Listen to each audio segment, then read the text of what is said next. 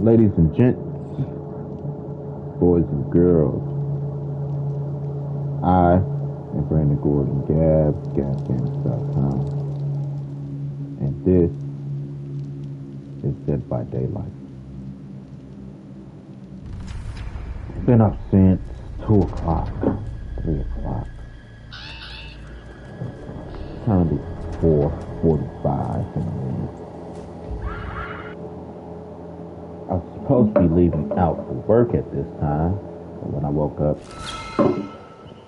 at 2, 3, seen a text from my supervisor, like, I'm not feeling it. She's not feeling well. So, normal open time, 8. I'm like, I'm up now. I was worried I wasn't going to wake up in time. Couldn't sleep. I got to sleep, but I couldn't sleep thoroughly.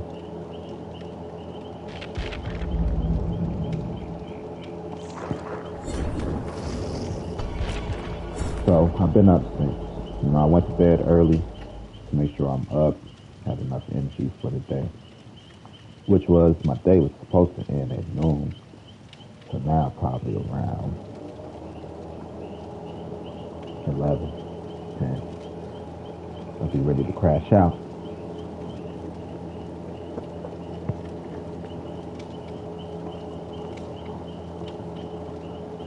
And I have to be there until 2.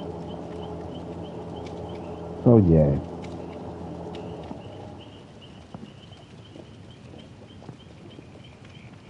Yeah, I'm scheduled today.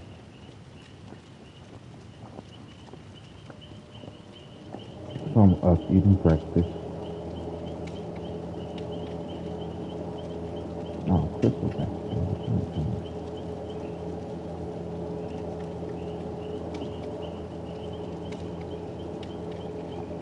Tea.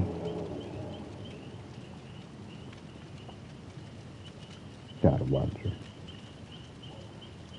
I like Crystal enough. I got filled up on the girl. Quit playing.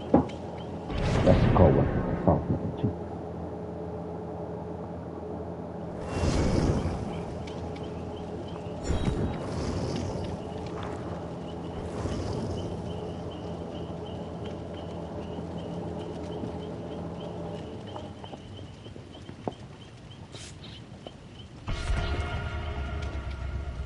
Eating breakfast. Breakfast is dinner. Rice. Eggs. Potatoes.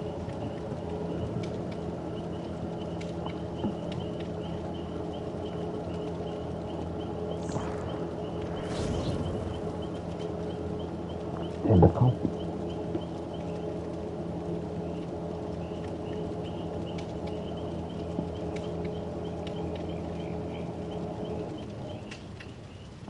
I wouldn't be surprised if Tara ended up working this morning.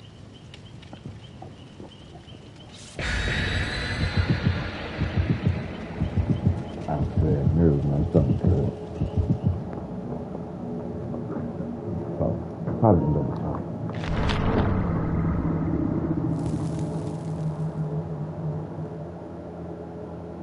I like Tara. Tara's cool too. The difference between Tara booty and Crystal booty. Tara booty don't look the same. Tara booty bigger. But Crystal booty looks soft and squeezy.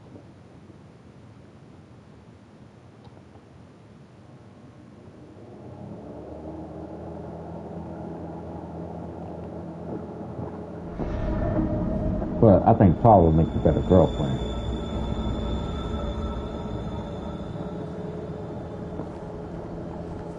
Like Mary's got a nice booty. But her booty really shines in leggings.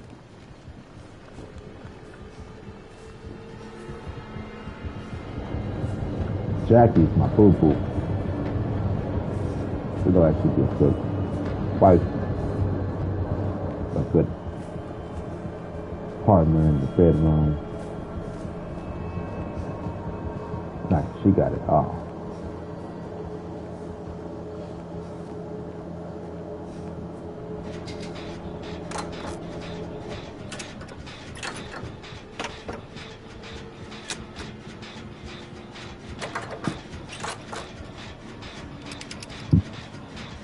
Only problem is, she's a little psycho.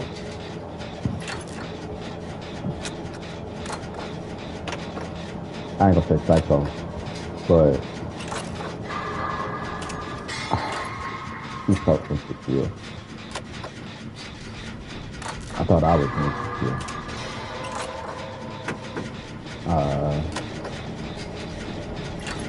I guess, I don't know, it's certain things because she got her insecurities about, like she's Hispanic, she's Mexican. But she don't like to be called Mexican, or it's like certain things she don't like when it comes to Mexican. You know, stereotypes. Like, don't you dare. I did not know that was trigger for you. Why is that a trigger?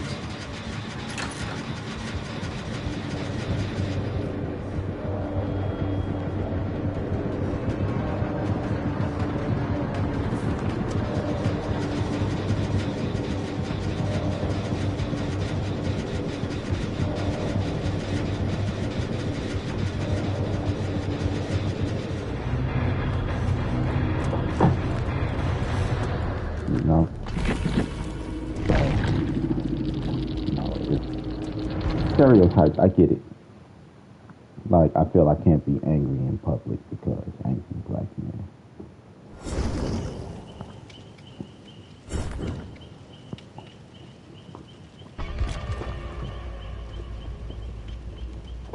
You know?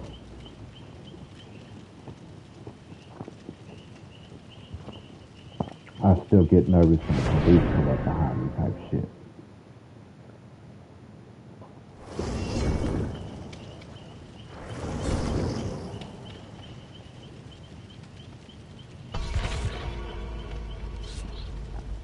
So it's just, you know, stereotypes that we live into, that we don't want to live into, that we just do.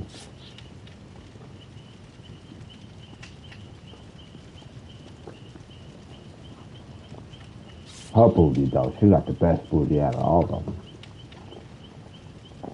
It's fit, it's soft, and jeans, it's leggings to look good, not too big, not too small. Ooh, Jackie, that shit beautiful.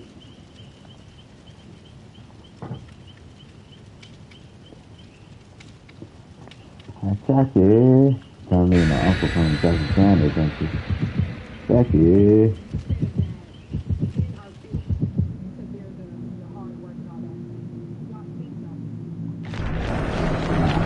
Okay, hold up, y'all. This or not, here's a trigger thing, I guess, or a topic for us. Let's listen. That men are built to bear the hard work and all that stuff. Mm-hmm. Y'all think y'all built for it. And why you say that? I say that because often y'all think I'm gonna go to work and I'm gonna go to work, I'm gonna get the money, I'm gonna go to work and get the money. What about emotionally? Mm-hmm. What about the fact that when you come home and you haven't had time to decompress, you haven't had time to yourself, you throw the whole house energy off? Mm-hmm. What about the fact that, you know, you might be in the morning time in the mood when you leaving out and the kids is out getting ready for school too? Mm-hmm. You might not be in the best of moods thinking you're ready to actually go to work right now, and you throw off my kids' school day before they go to school. That happens too. And a lot of the time, because you guys don't give yourself the space to actually, you know, exert emotions and to talk about how you feel. I mean, I'm talking about the traditional man. Can I let us listen to it one more time? The perspective that you gave me. That's an issue. It's a conversation point, not trigger topic. You said that men are built to bear the hard work and all that stuff. Mm-hmm. Y'all think y'all built for it. And why you say that? I say that because often y'all think I'm gonna go to work and I'm gonna go to work, I'm gonna get the money, I'm gonna go to work and get the money. What about emotionally? What about the fact that when you come home and you haven't had time to decompress, you haven't had time to yourself, you throw the whole house energy off? What about the fact that, you know, you might be in the morning time in the mood when you leaving out and the kids is out getting ready for school too? You might not be in the best of moods thinking you're ready to actually go to work right now, and you throw off my kids' school day before they go to school. That happens too. And a lot of the time, because you guys don't give yourself the space to actually, you know, exert emotions and to talk about how you feel, and I'm talking about the traditional man from the perspective that you gave me, that's an issue. Okay. I can agree with her on a certain point. When a person don't have time for themselves to properly process, might have had just a day, to properly process the day, or properly process thought and emotion, it does come with a bit of a backlash from people. You know? It does come with a bit of a backlash. Let's say you might throw off the house, you might throw off her energy. Because energy is never dissipated. It's just passed around.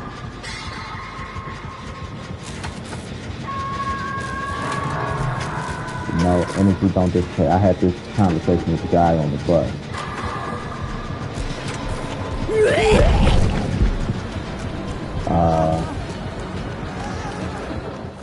Guy on the bus. He was a real kid. On the bus stop, he was real good. This is how it's not just about relationships.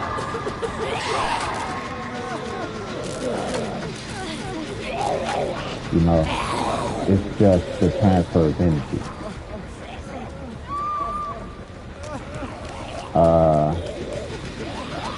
The guy on the bus stop with us, he was ready to get on the bus, the line was taking long. And he all like, hurry the fuck up, everybody. I'm an angry person. Oh, bitch.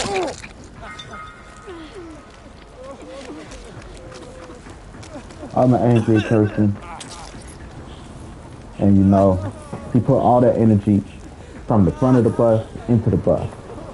Older man get off the bus, start barking at him, rah, rah, rah, walk past him, and bump me. Damn, bitch. And bump me. This is the exchange of energy I'm talking about. You know? So, I tell the man that bumped me, don't bump me. I'm not the one that pissed you off. It's him. But then the man, you talking like you got a damn bitch, move the fuck around. Selfish ass bitch. Get the fuck away from me. Didn't even heal a nigga. This is what I mean by selfish ass bitch.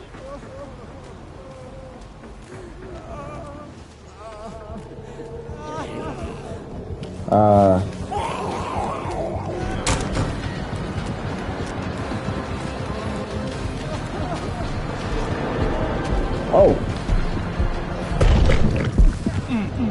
So, the guy bumped me, and I'm like, I'm not the one that made you mad. I'm not the one that yelled into the bus. You didn't have to bump me, you just said excuse me. And the guy that started the whole thing, you talking like you got a problem with me. Like, yeah, nigga. He just put all that energy into the bus, and it came to me. So now here I am in your face, bringing it back to you full circle.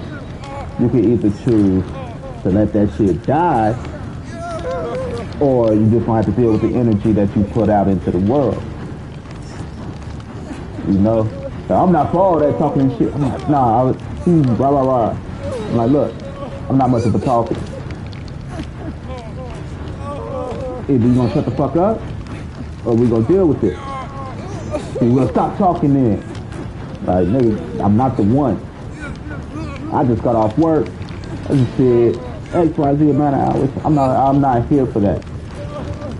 Eventually he calmed down with the energy. Why? Because that wasn't my energy going in. That's my energy coming back to me full circle. Like, it ain't worth it. But dude put the energy into the bus, and it came back to him full circle. So same thing in that situation, where the energy that you have, you put into the house, and it goes around the house.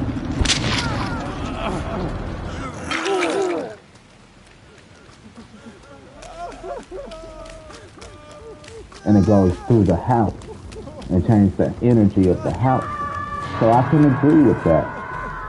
But my problem with what she stated is about emotional intelligence.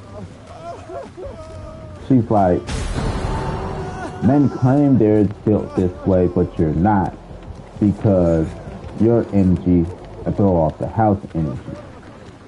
I'm like, if you're as emotionally intelligent as you're accusing him of not being, then why don't you use your emotional intelligence to cut the cycle here?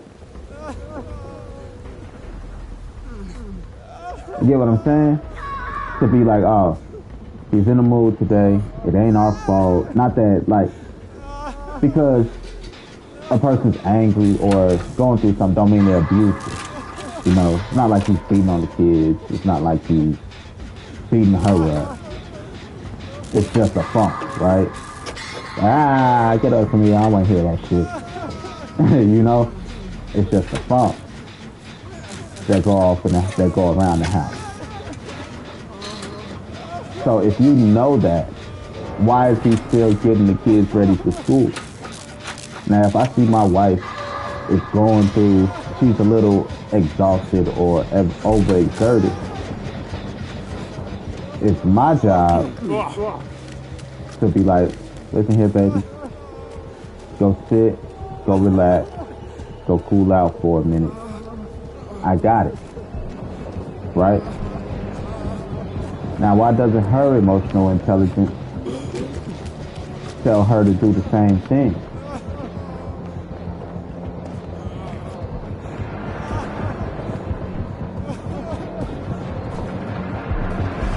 Because sometimes we're not as emotionally intelligent as we think. You get what I'm saying? Like, oh, he's in the mood or he's feeling away. Don't worry, baby. Relax. This isn't that. This is a safe place. Because the lack of emotional intelligence she says he has, she also has. Because if you can see the signs, if I see a fight about to happen, and I'm still standing in the way of getting hit, whose fault is it? The person that hit me? Or mine for like, damn, I saw that shit about to happen.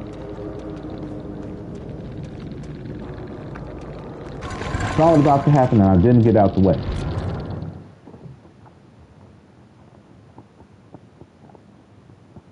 My fault for standing in the fucking way.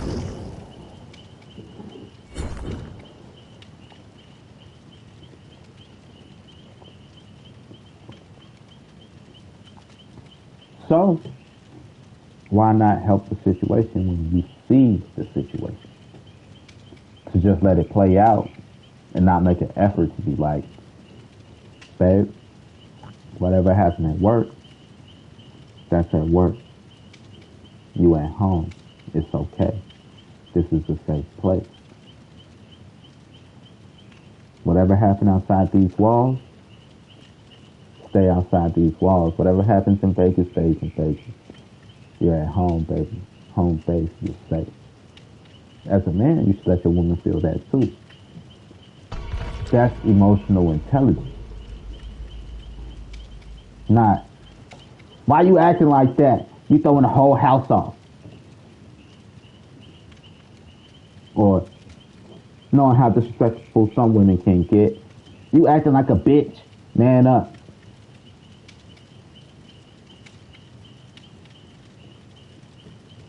That's not emotional intelligence. So to accuse him of not having emotional intelligence when you see what's going on and yet you still don't properly approach the situation, who is lacking emotional intelligence? You can't accuse a person of lacking emotional intelligence when you don't have the same emotional intelligence to throw back into the house.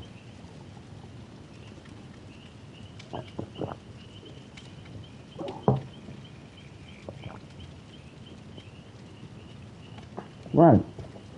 Like, come home from work in the funk. You know? Did you remind him this is his safe place? Like, he might not even feel it's his safe space, or her, because this goes for either person in the relationship, because he can't even show that work was, or the outside world kicked his ass today. She can't show the outside world kicked her ass today to even feel safe, because now I gotta hide the fact that I'm getting my ass kicked by the world in my own home.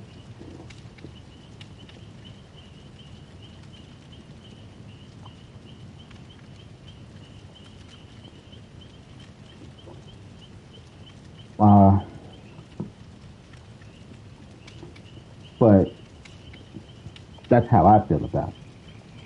Let's go. I actually might start following them again. I stopped following them for a while because certain things I can only take so much. Because half of it is still childish.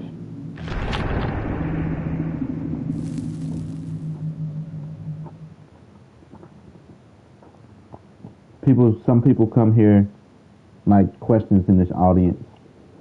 You're a grown ass man. You're a grown ass woman. What the fuck are you asking people who's wrong for catching feelings in casual sex? Like, there's nothing casual about sex. You can pretend it's casual to help you process whatever emotions you're trying to suppress during it. But there's nothing casual about sex. The most casual sex you can have is a one-nighter. And even after a one-nighter, it's called the walk of shame for a reason.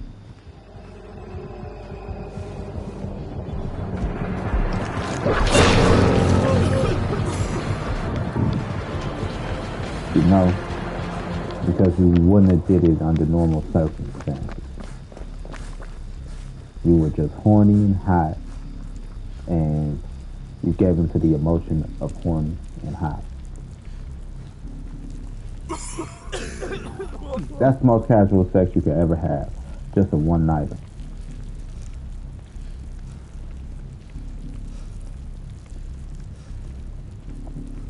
Because it's only one time. It don't really mean nothing other than getting your rocks off. The moment you have sex with the same person multiple times, it's no longer casual sex.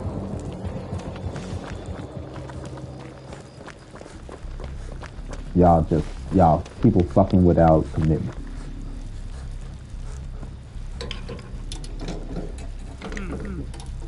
It's not casual though.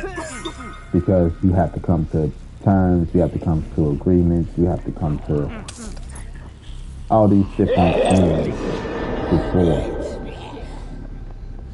You know? Ain't shit casual about it. You're giving up your life force, your life energy, your essence to people. That's why, like, I don't know women, but dude, like, you can't deep stroke all women. right? You can't give her the good sex. Why? Because she's going to get attacked. Why is she going to get attacked? Because emotions are involved in good sex.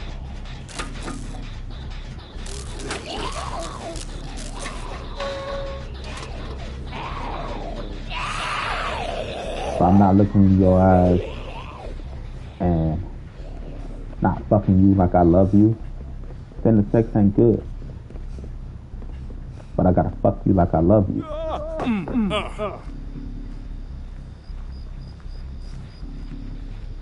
You know, in order for it to be good.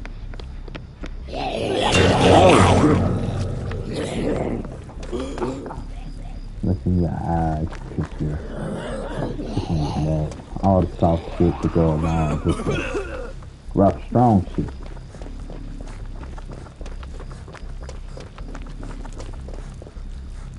You know, not necessarily rough, but you know,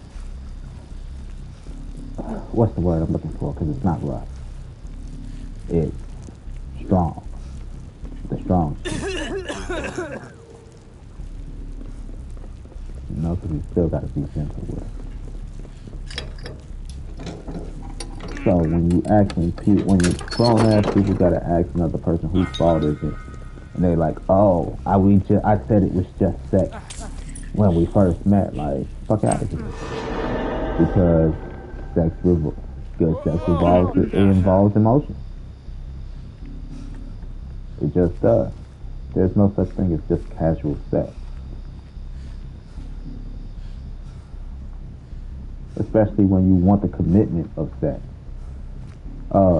Like, they be like, yeah, we're just fucking each other, we're not fucking nobody else. And, you know, you're doing all the relationship shit without the relationship. Talking about, I don't know how emotions got involved. Motherfucker, you give motherfuckers all the relationship shit. In a relationship, you do all this shit in a relationship, emotions get involved. Just because you say we're not together don't mean that all those emotions go away. You know?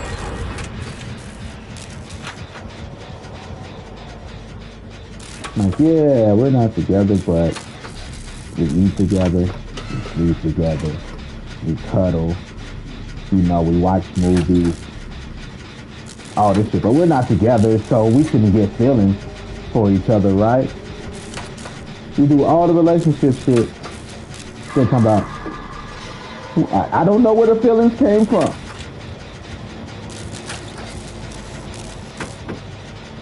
Motherfuckers out here, grown ass kids.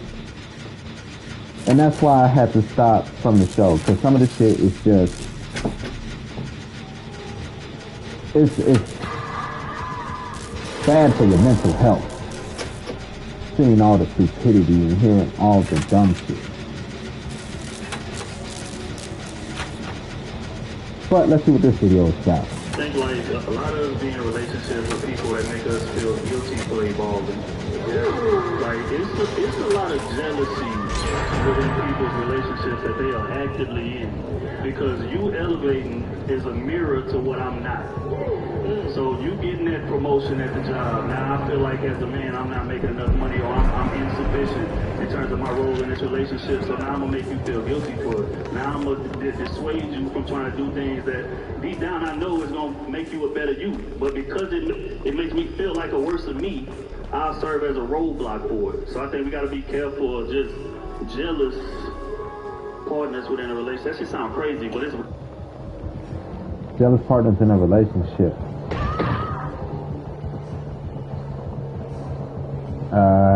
Have you ever experienced that? Have you ever been that?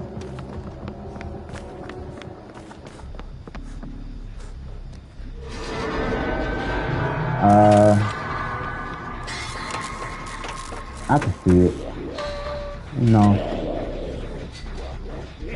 but if you gotta make sure you're not confusing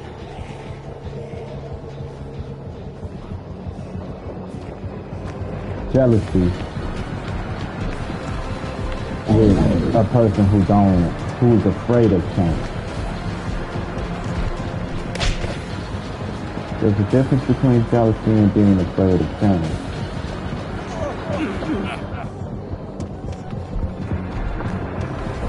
You know, some people are afraid of change, but then there's actual jealousy in a relationship.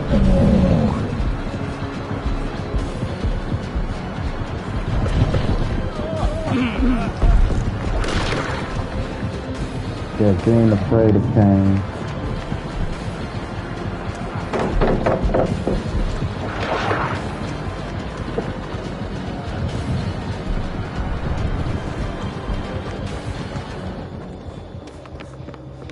Break line of sight. And then there's some people that do change in the relationship, level up in the relationship, and look down on you. You know, that's a possibility too. So to be able to distinguish between them is a tough thing.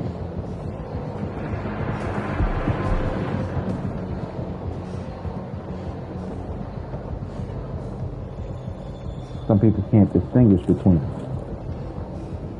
Because when you start looking down on me, for example, somebody might go back to school, or they might take two branching paths, right? Let's take a high school couple.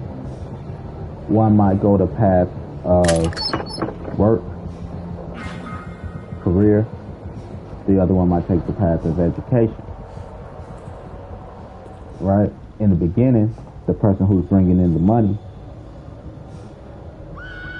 might be the one that's standing on, that's like, yeah, you know, I'm the shit.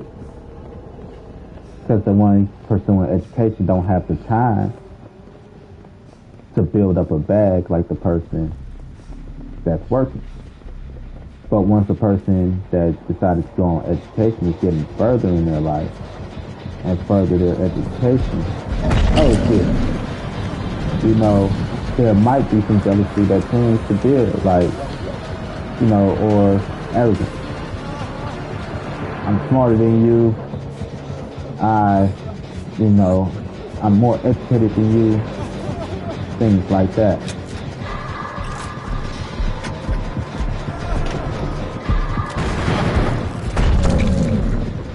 So, it's a tough situation to navigate.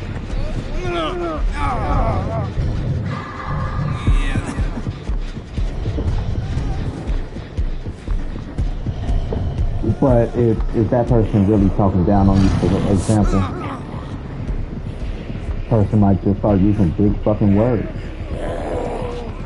And because you didn't go to school, there's people that get mad at people that use big words. Why are you using the big words?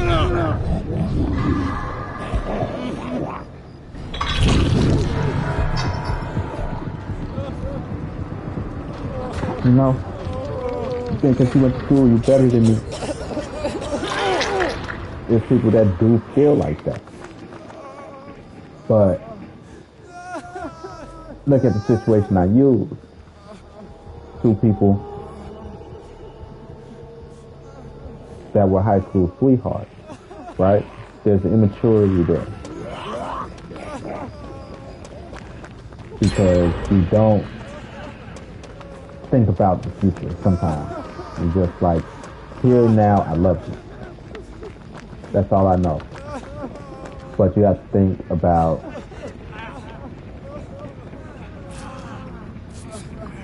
your future. Throughout the future, people will grow. There's going to be a change in people's personalities, in people's goals, in people's bodies. You know, there's going to be a change, and if you're not willing to grow and accept those changes, then maybe you're not ready for a relationship.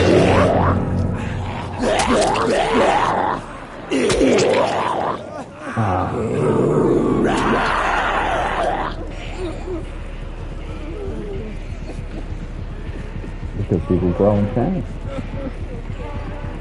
This is just expected in a relationship. What's going to happen when a person meets their goal. You know, are you going to evolve and grow with this person? When I say evolve and grow with this person, mentally, right? Are you going to grow with this person? Emotionally, are you going to grow with this person? Even if they grow before you, are you going to be willing to still work on yourself and not hold it against them for improving themselves or for hitting the next plateau? What are you really going to do, you know?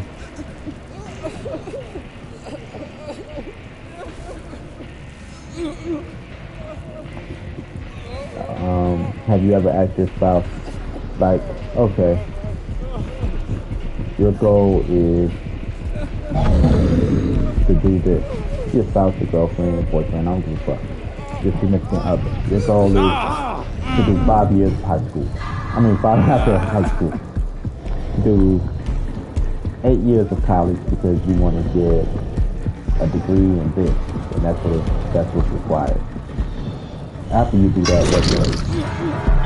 Have you asked them that to know how to grow with them, or what the next step in your relationship, or what's the next step? Because there's a sense of accomplishment, and then it's back to square one. Because now that you've hit your high, you're at the floor level, entry level to the next stage.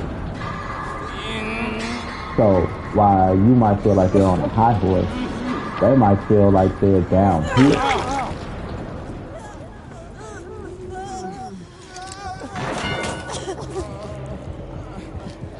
You know, they might feel like they're down here because they're like, I don't know how to elevate.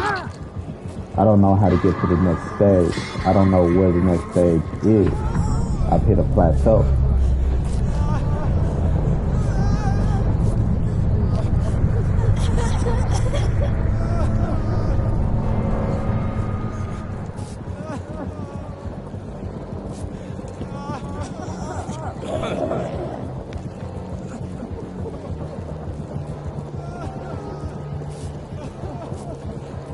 You know, and the whole time you're thinking they think they're better than you.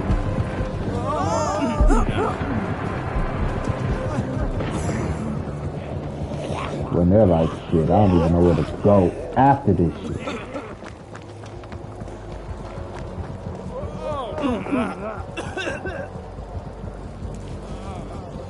No, where are you going to go? Are you going to support them like... Do you support them like you say you support them? How do you help them out? Reach the next stage. So, is it true that some partners are jealous of elevation and of a person elevating themselves? Yeah. But while you may think it's jealousy of you, ask yourself, is it really jealousy of you? Or is it just jealousy of not being, like, it's not necessarily jealousy, it's just, damn, how do I reach the next plateau myself? Goku, Vegeta.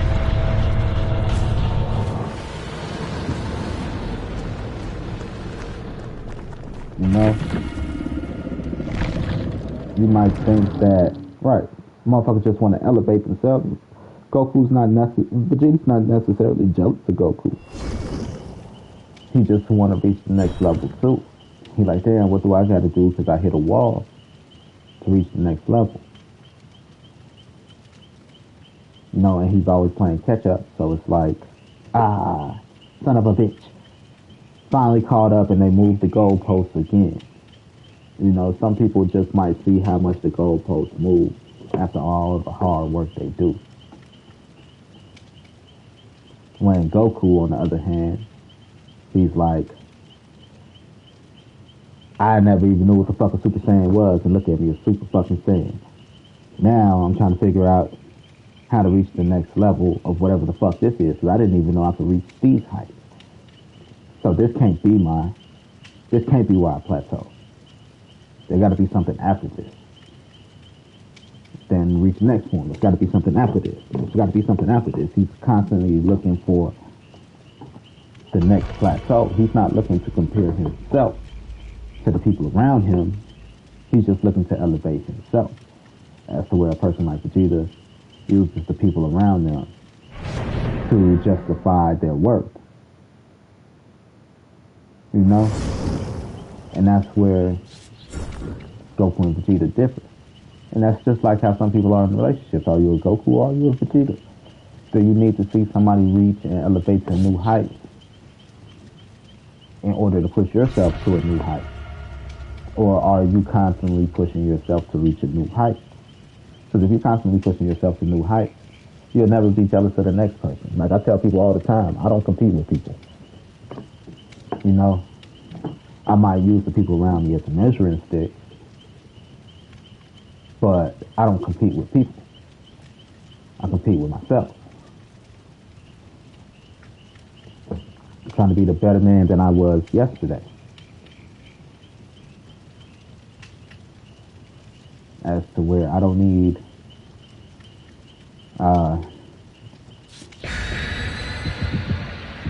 like if I were to get $10 million today, right?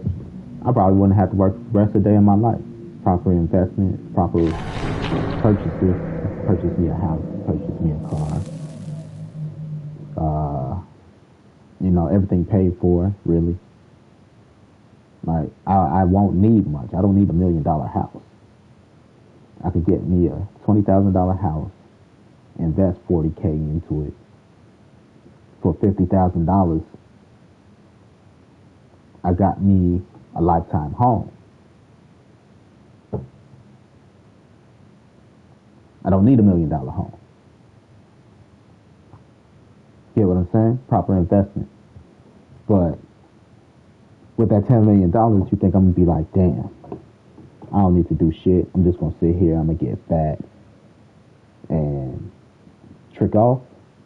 Nah, because I want to hit the next level. I want to know how to turn that 10 mil into 20 mil.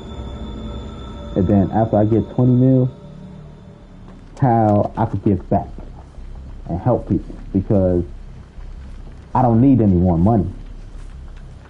So what's the next step after having money? You technically don't need any more money for your lifetime. So what's the next step after you achieve the goal of having a shitload of money? Some people don't even think about the next step after having a shitload of money. That's why they're shitty rich people.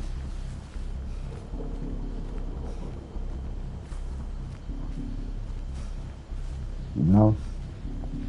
So I can't sit here and say a motherfucker's jealous of me because I'm rich. Motherfucker just might not like me because I'm rich. I can make a change, an actual change in people's lives and choose not to. It's not because I got money, it's because of what I do with the money. You know, or I can't feel myself. I think just because I got money now, everybody's hating on me. You know, like there's some women that, you know, don't hate me cause I'm beautiful. Don't hate me cause I'm beautiful. Like, it's not because you're beautiful, bitch. It's because you look down on people that don't look like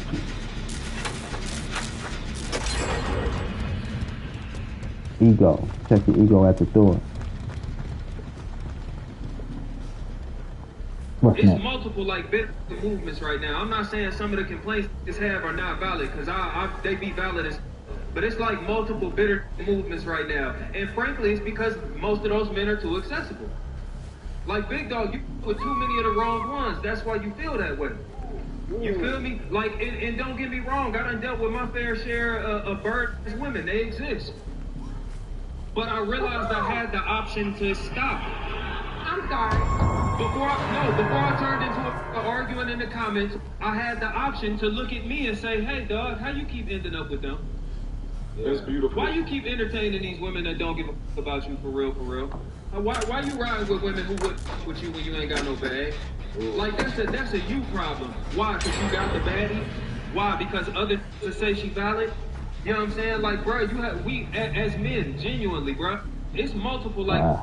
Okay, the question is it true about how some men become bitter from dating? See, this is the type of questions that piss me off. Of course. Of course. You get what I'm saying? Like, it's a dumbass question. Who the fuck asked that dumbass question with some dumbass bitch? Excuse my language, ladies. But this is the shit I'm talking about. The dumbass questions people gotta ask. Like, of course. You know? Because I'm not an ugly dude. I've had my share of women. And right now, I'm like, it can't just be me, you know? It's not like I just date the same type. A lot of women ain't shit. But this comes from dating multiple women. Not at the same time, but just dating multiple women. You know? Not saying I haven't had a good woman or shit. But there's a lot of ain't shit people.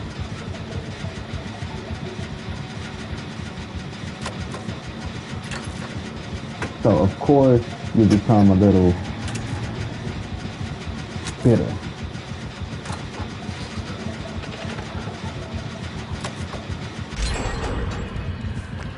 You know, you like shit. Like right now, I don't really care for dating. I was wondering who the fuck is taking.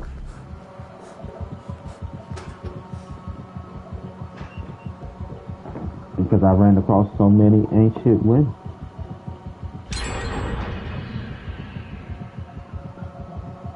Just like women run across a lot of ain't shit men and don't care to date anymore. Like, you know what, I'm done. So to ask that question, I think it's stupid.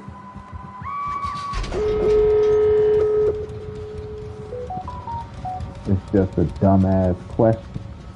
Some of these shit, this is why I start watching some of these shit. That's a dumbass question. Do men become bitter from dating? Yeah.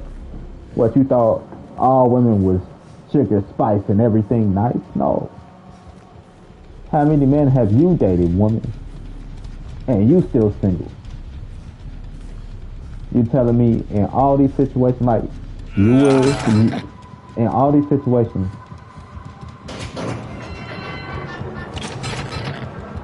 the man was the problem. You weren't never the problem in none of these situations. No, I'm not perfect. I'm not no saint. I'm a heartbreaker myself.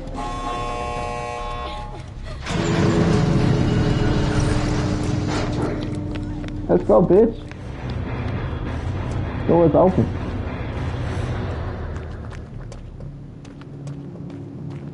And now dumb bitches. The fuck am I gonna stand here and wait for the killer and try to tease the killer and entice the killer? Motherfuckers are dumb. No point. Move on to the next. You know, it's just a dumbass question. People ask dumbass questions. Ask dumbass questions, you get dumbass answers. But of course, like, how many men have you dated? Like, the biggest question I hate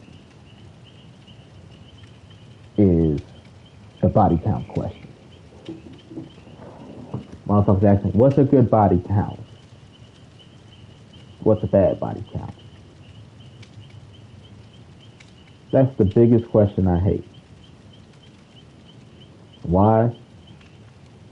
Because motherfuckers be damn near 40 asking these questions. Especially from men. Like, from we're going to just say 18, right? From 18 to 40 is 22 years. If she fucked one person a year, her body count still 22.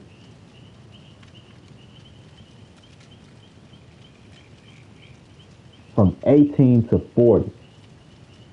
She fucked one person a year. She's not a hoe. She's not promiscuous because she only fucked one person a year.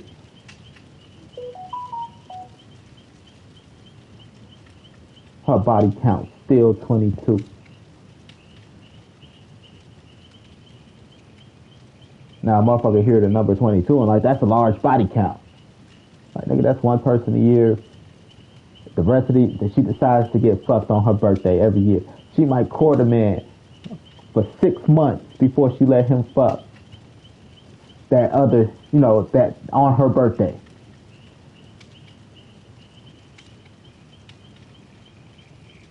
The rest of the time, she playing with her own pussy. She only fucked one person a year. That's 22 bodies. Motherfucker here 22, like, that's a lot. Like, nigga, is it really? How much pussy are you not getting?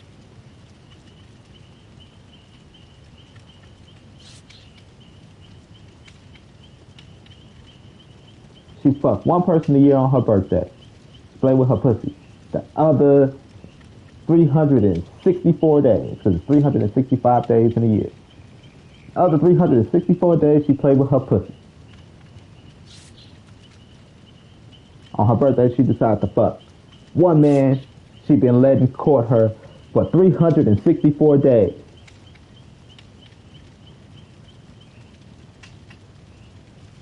Is she a hoe? No. Now, here's where body count, to me, really becomes an issue. Social setting. Let's say there's a group of friends. Out of the group of friends, because for some reason it seems that friends be fucking on each other. Y'all might as well just have a big orgy, the way I see it. You have a group of friends, at least 6 friends slept with each other out of 8. That's a bit much for me. Out of your group of friends, how many people has she fucked out of your group of friends? If she fucks more than 2 people out the group, that's a lot. That body count is high. The smaller the group, the less the body count should be. So if there's 8 people in the group, 2 is reasonable. For him, 2 is reasonable.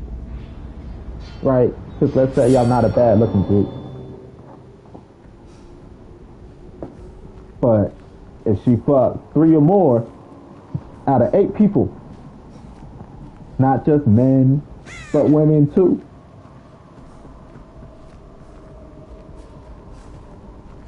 that's a large body count. If y'all frequent the same club every week, I hate people I'm not even gonna get into that. But if you go to the same club every week, and in this club, you fuck more than 2-3 people, you got a large body count. Social setting is what makes body count matter. Because what does the body count mean if you ain't never met none of her exes? If you have, your chances of running to her exes are 0, it's 0 to 1 million.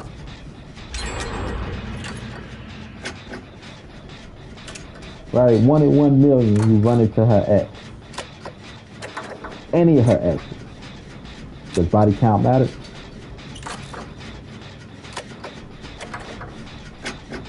It don't. But if she throw a party, she invites you to her party, introduce you to everybody as her boo thing, and 3 to 4 people at the party don't fuck your girl, maybe her body count is high. She got friendly pussy. They still stay around.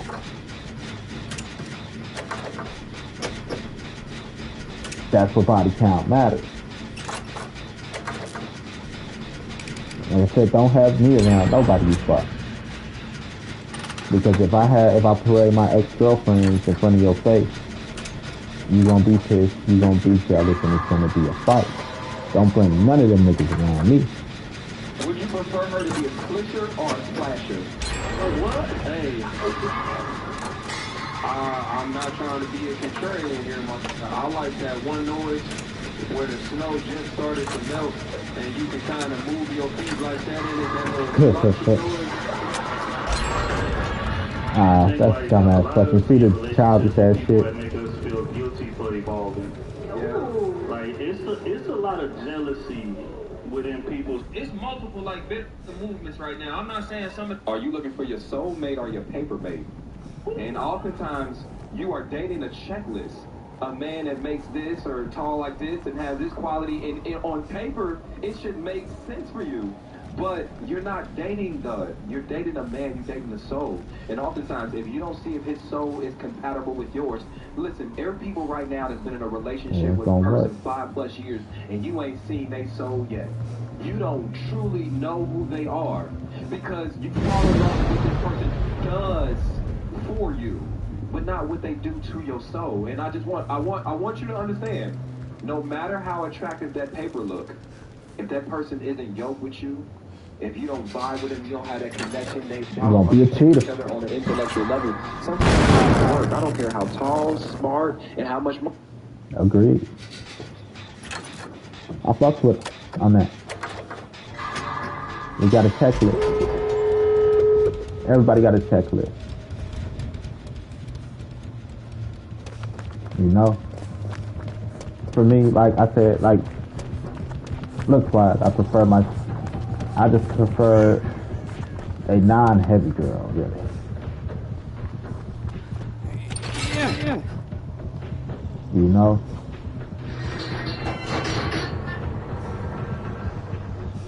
I prefer no big chicks. Not saying big chicks don't deserve love and stuff, but there's beautiful big women. You know? But you can't just go on your checklist. I said, if you're looking for a Beyonce, and find a Beyonce and find out this bitch ain't shit. You know, just because she's a Beyonce or she's everything on my checklist don't mean that this bitch is everything I'm looking for. Excuse my language, ladies, if you don't like the word bitch. I'm going to say it quite a lot. No. So, how are you dating? Because it's women, like the chick at work, right? With the soft looking booty. Can't say it's soft because I ain't touched it. With the soft looking booty. She like, everybody keeps telling me to get back with my baby daddy. But the nigga I'm with, I like him and he paid my rent. But yet, you sitting here at work, letting me hug all up on you, give me the fucking eyes, talk about my baby softest pillows if you were to grab it.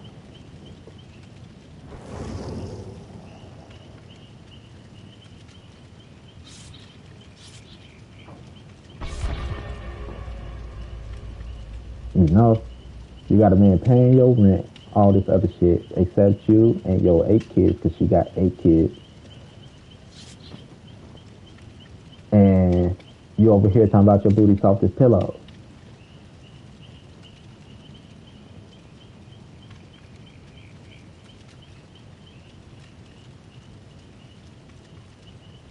Make it make sense.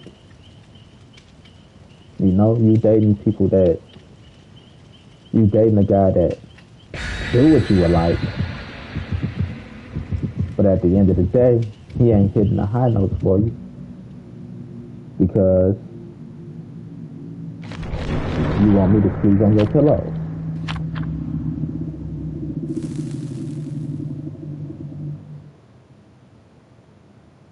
But in her defense, I am handsome as shit. Many of you all are just afraid. Many of you all believe that whatever you believe about yourself, someone else believes about you. Many of you all are afraid to be hurt again. Many of you all are afraid of rejection. You feel like people are not going to accept you. You feel like that if you show up as who you are authentically, that people are going to turn you down. Pause, baby. Pause. Okay.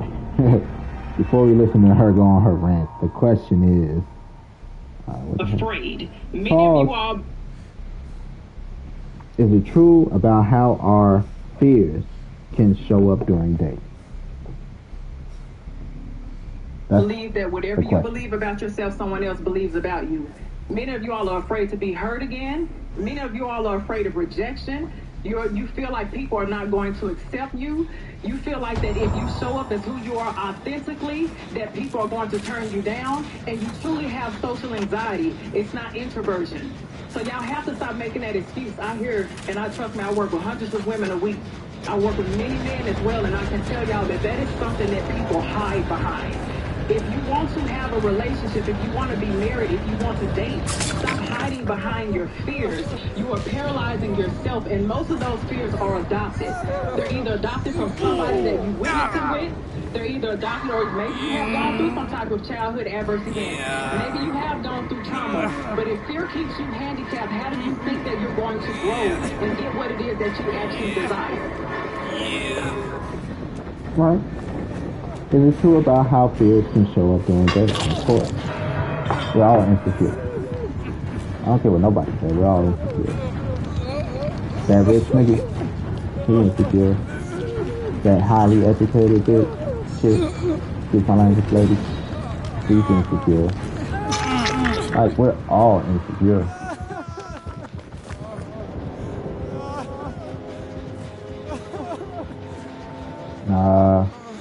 Does it show up during dating?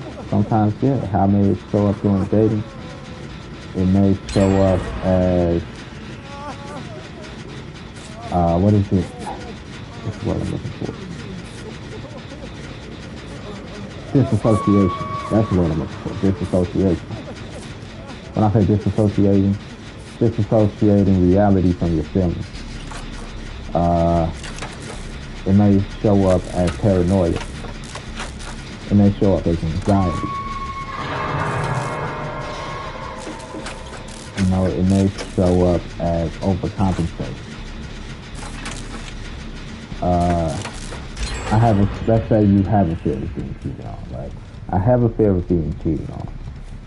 So, the way my fear of being cheated on shows up is over clinginess.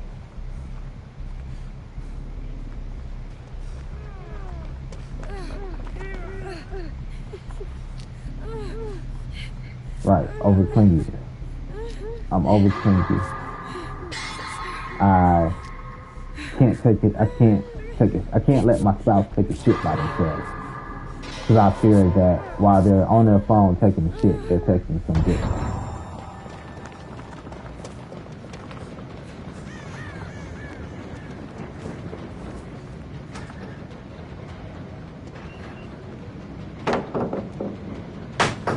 I've been in relationships like that where motherfuckers can't take a shit by themselves. That's iPhone users all day. iPhone users can't take a shit by themselves.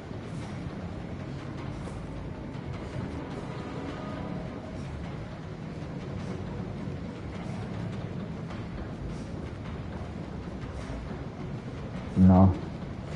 I think the question should have been stated, is it true that our fears can show up during dating? Not how. You know, is it true about how our fears can show up? Because, you know, how is another question within the question. So, is it true that our fears can show up during dating? But that's being a grammar Nazi. But I'm going to tell you one thing. The moment that a man does not give you clarity, the moment that he does not give you clarity, because I'm not going to throw this on him. Is it true about how a man should provide clarity during dating? Is it true that a man should? provide clarity during the day. It's your responsibility to ask for that clarity. And if he still does not give you that clarity when you ask for it, it's your responsibility to analyze yourself and realize when this person is stressing you out or making you anxious or creating confusion, and then it's your responsibility to walk away. Stop worrying about that damn right move. We don't give a shit about that. Worry about the fact that this man has already put you in a position to where you have been confused. And in any dating or relationship, there should never be a moment of confusion because it's going to trigger your anxiety and it's going to make it worse for you. That's all I got for you, honey. So is it true that a man should provide clarity during that? We're going to rephrase the question. Is it true that a person should give you clarity during that? Yes, yes it is. Why would it not be? Dumbass question. Now, what clarity are you looking for? What type of clarity? How, like, do you expect? What do you expect? Is it one of those "what are we" things? Is that what the clarity you're looking for? What are we? We are farmers.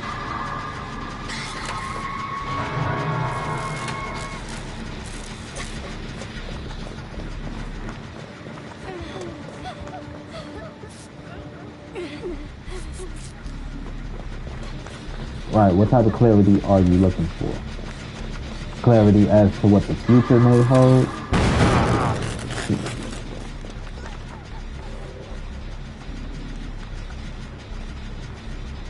Clarity as to, is the pussy good? Are they satisfied with you? What's the clarity you're looking for? You have to be clear as into what you want to know. You know, I can't be clear with an answer if I don't know what the fuck you even asking.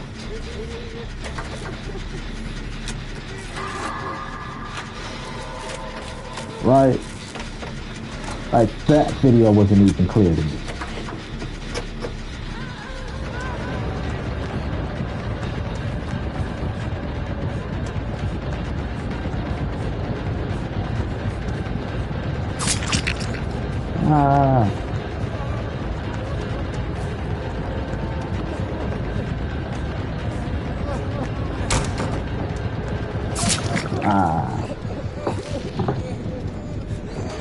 So should a person be clear in their intentions? Yes. What are your intentions with it? Well, man, my intentions are to fuck your brains out.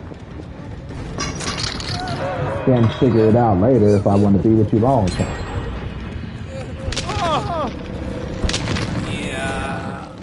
You know? Now, is that a good enough answer? I can't be more clear than that, right? Is that the answer you want to hear? I'm just saying for example purposes. You know? Is that a good enough answer? I can't be more clear than that. My intention is to fuck your brains out until you get to a point where it's like, what are we?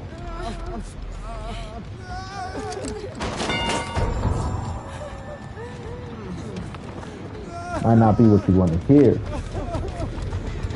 but I can't get more clear than that. Is that a good enough answer?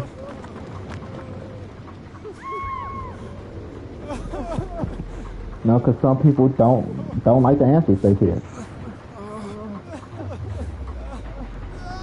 And then when you tell them harsh truth, you know, it's a problem. I was dating this one girl, and I'm like, she know from the jump. I'm like, I can't be with you like that. You know, I'm not feeling you like that. She's like, I don't care. I just want that dick. I'm like, go on, these ain't the problems you want.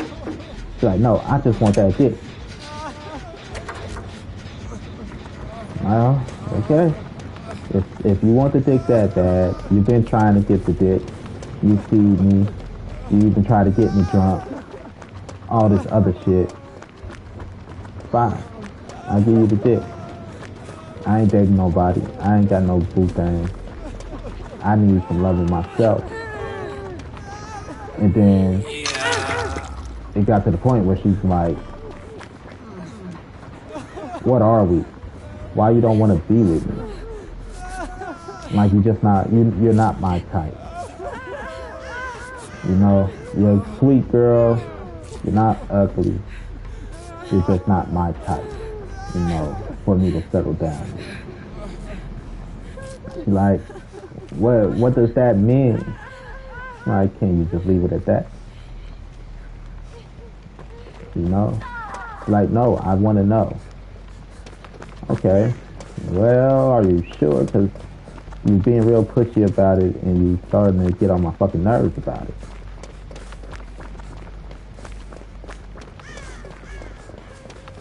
And she's like, I want to know. I'm like, well, okay. You're a bit overweight. I know you had the gastric bypass surgery, so the weight ain't gonna last forever.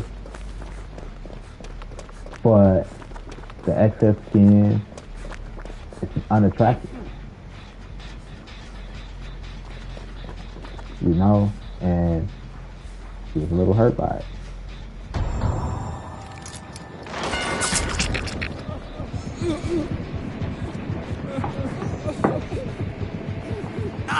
You know, like, right, the weight is going to disappear. I don't like the fact that you took the shortcut. Right? You took the shortcut and didn't put the work into yourself. You're a person that tells me you're a person that don't want to do the hard work.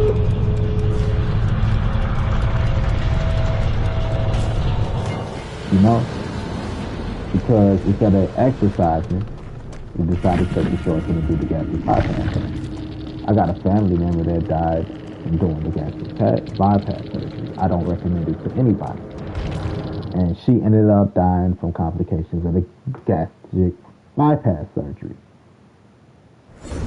You know, she died at 36 from the complications of the surgery.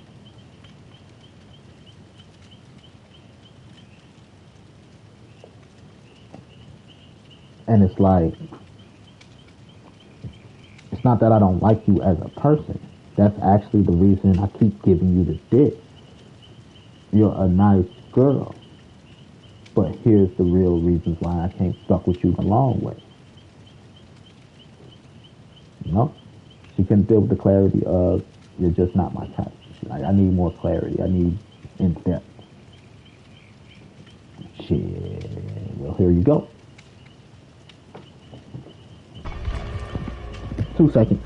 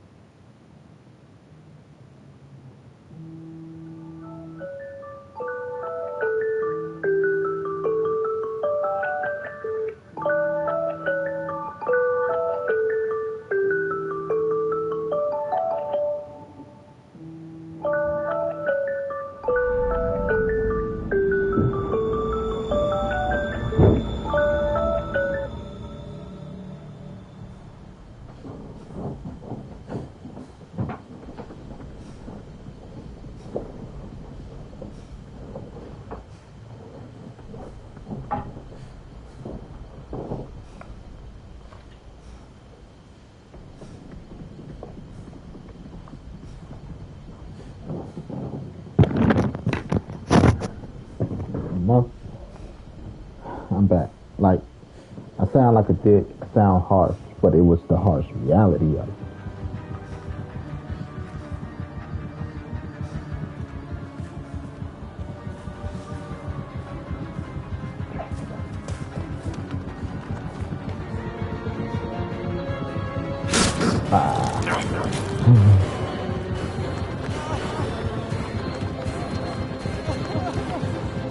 Oh shit.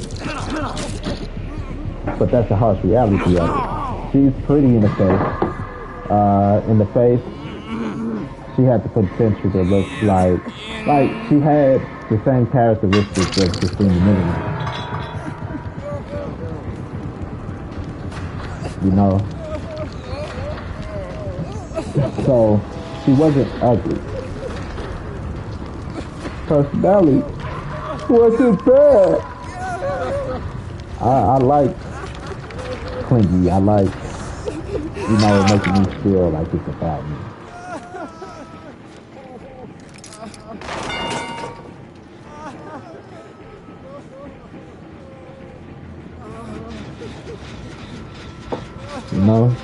It's just, there's a lot that goes with it.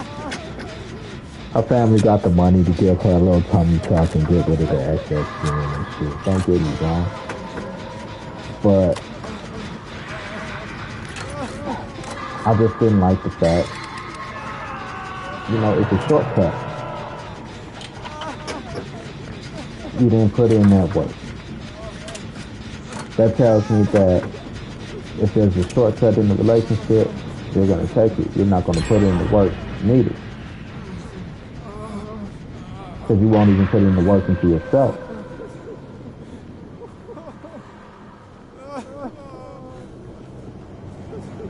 You know what I mean?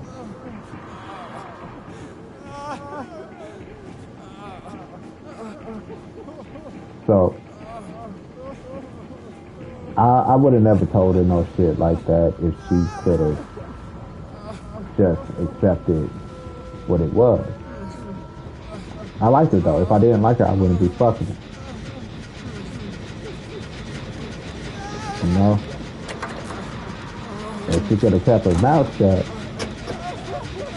and, if things would have turned out different, she can pass. R.I.P. Danielle. And she didn't pass. Maybe after she got a tummy tuck and get rid of that excess skin, we might have been able to.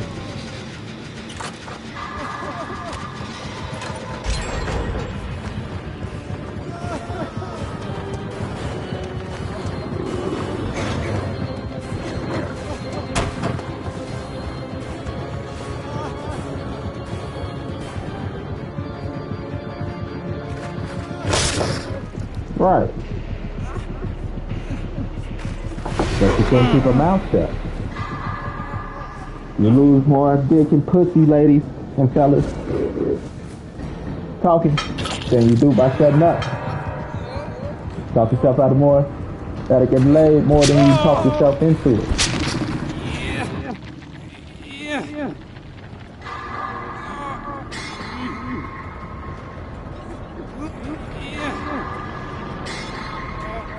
That's why Ariel, from Little Mermaid, even though she smelled the little fishes, she shut her mouth. Got laid. Eric's like, don't worry, baby, I'll clean you up.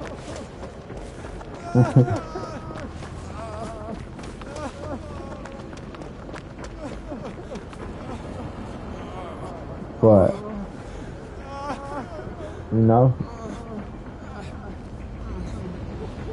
I didn't like her head. Again, R.I.P. Don't mean to talk ill of the dead. I didn't like her head. Because it was manipulative. She give you just enough head to be like, you ain't gonna make me bust because you want the dick.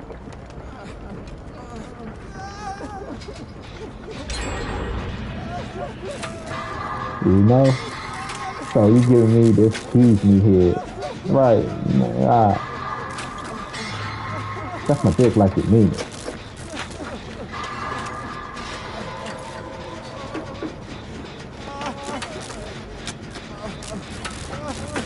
I ate, so I'm out of here at 7 today. Hour. Okay, like, hold on, let me put on my work clothes.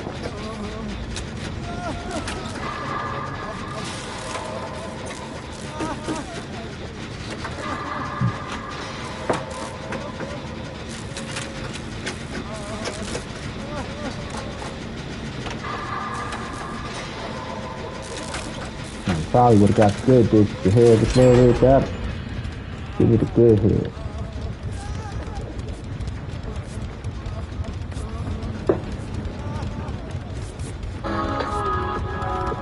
Pause. I'll read this. I think also a lot of women give us. Pause. Question first. Is it true about giving toxic men the blueprint to finesse? That's it. The blueprint to finesse y'all. Right, and this is what I mean, right? You go on that first date, or y'all exchange those DMs. A lot of women will just lay out everything that I would love to have in a man. Similar to you, like, oh, he prays with me. That's probably because you told him early, yeah, I buy you religion. Or, you know, I like flowers every Saturday. Or I like this, I like that. So as a man, if I'm coming in trying to manipulate you, I'm just taking notes as you telling me all this. So I can write it down, and I can tell, and I can act out everything it is that I know you want, keep you at my convenience, and never have to propose to your ass because you ain't. I don't think so. The reason I don't think so.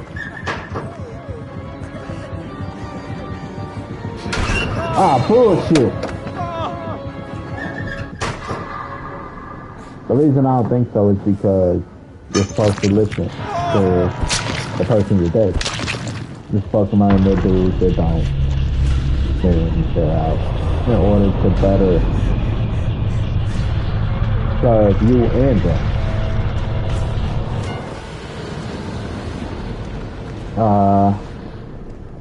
If you never speak on what you want in a relationship or what you expect out of a person, you'll never get it. But, right, you'll never get it.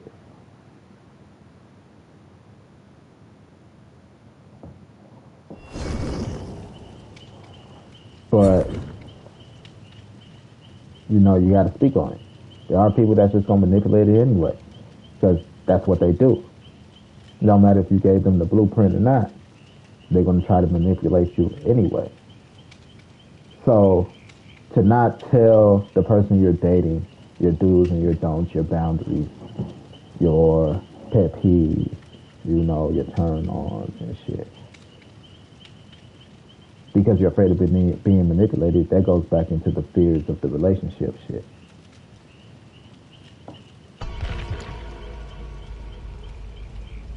I'm gonna throw that in my bag. That's gonna go in my bag.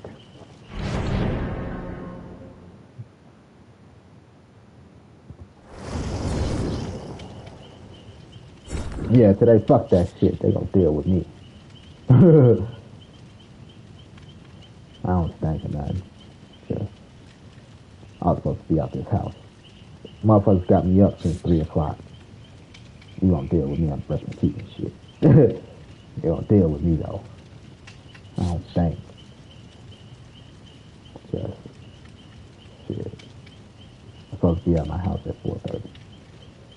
That's why I've been up since 2:30, 3 o'clock. Got text at 1:30. Saying that I missed, right. What time I get up? 2:23. She texted me at 1:50. Hopefully you see this in time. 8 a.m. Not sitting there. Well, I was supposed to be there for 6. I'm supposed to be at work right now. Man show up all on his own.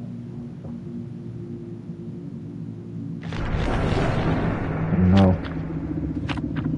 Because to tell me as a man, like, hey, buddy, how dare you have me fall in love with you from me telling you the stuff that I love? You know, like, lady, how are you going to be mad at me for loving you and doing the things that you love? Women are crazy. But Yeah, that's the point of doing it. You're supposed to tell me what turns you on. I'm supposed to listen. You know? I'm supposed to take what I've learned and apply it for my benefits of keeping a good woman, and your benefits of having a good man that listens.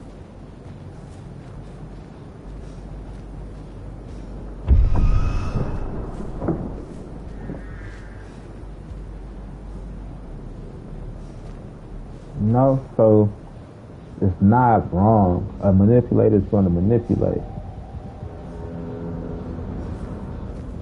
At the end of the day, because it's what they do. Don't be mad at me because you friends on me. I've been your friend for so long, and because I know your ins and outs and what makes you happy, that you like, I'm using that as a friend against you. Like, no, I'm not using it against you. I'm just using it after being friends on.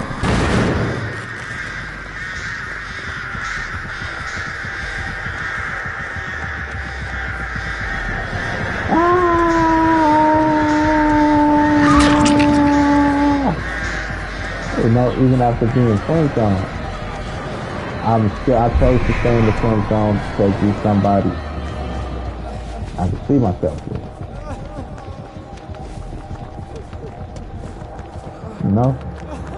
You know how many women try to friend zone me that don't have access to me.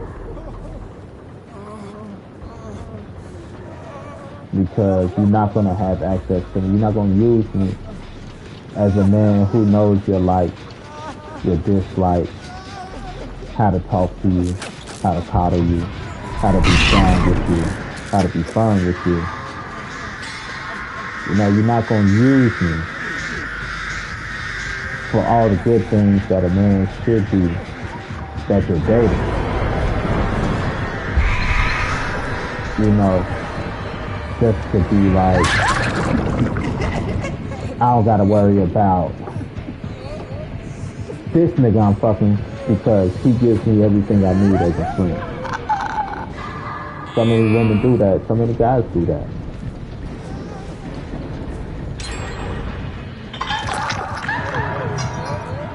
You know, like, oh, I got my best friend. This bitch I'm fucking, I don't have to have any emotional ties to because I have the emotional ties to my best friend. You know, I have the mental and emotional bond with my best friend. I don't need it with somebody I'm fucking.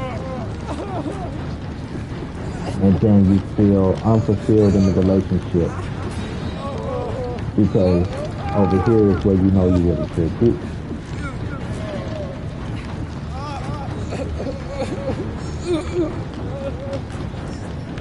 Is it true about establishing safety before getting involved? What's that? Let's hear what this is about. Not to have sex, because we grown. But stop to people so soon that you don't have established safety with. That's really what it is. It's y'all getting too involved with people that you're not safe with. If I don't know your trauma, if I don't know where the red flags at, I don't know what's safe. I'm walking on a minefield, bro. I literally don't know what sets you off, sweetheart. So I could approach you sexually the wrong way, not knowing that you have trauma in that realm, right? And now you turned off and you cold. And I can't figure out what it is, and now I've been internalized it, and now we have resentment towards each other. Bro, it's a lot of things that can go wrong if you don't disclose that information. Again, I'm not saying, no one is saying that you should start on first date, but like, bro, y'all be getting too involved with people y'all don't know that y'all like each other. And y'all, like, bro, just reel it in. At least make sure y'all safe with each other. I agree. Okay. So, the safety he's talking about is emotional safety. is mental safety. No.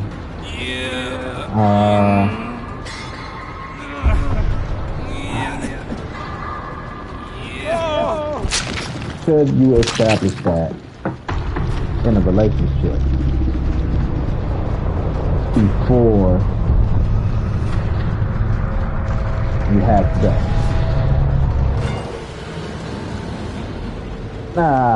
I don't know. It's tough.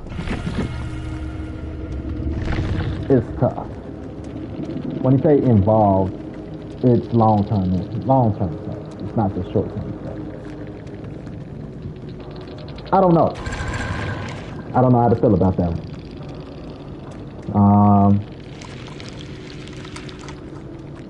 I think the emotional and mental safety you have to have first is self-awareness and self-acknowledgement.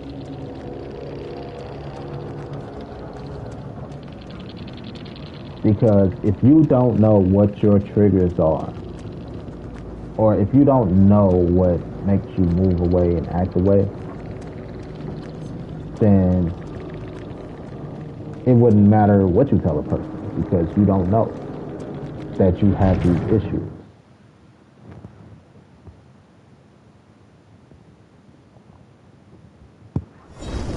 You know? So how can you establish a safe place for yourself or someone else, right? Is the safe place you're establishing for someone else, or is it for your own safety? Are you just establishing the safety net for you, the other person, or for y'all?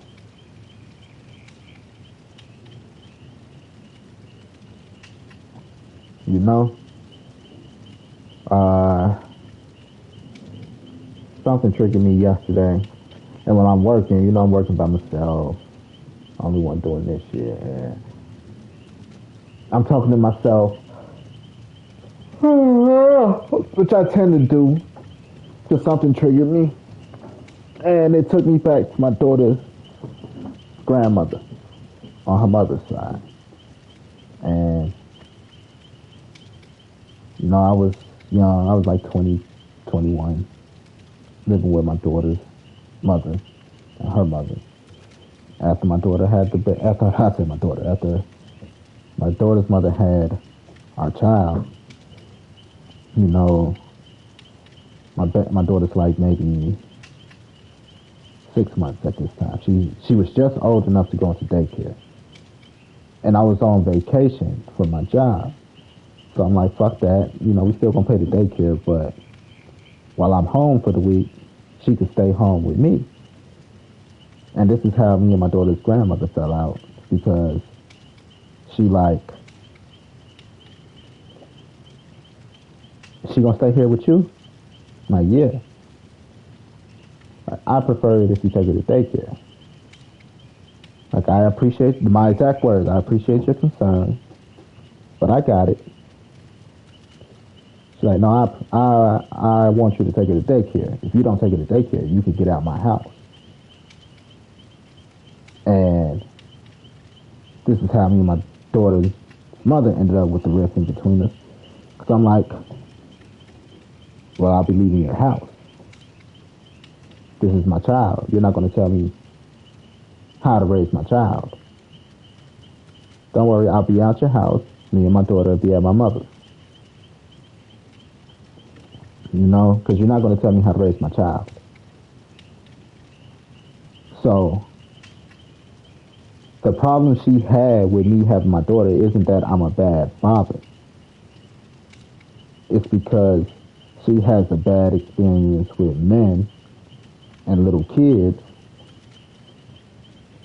in her family.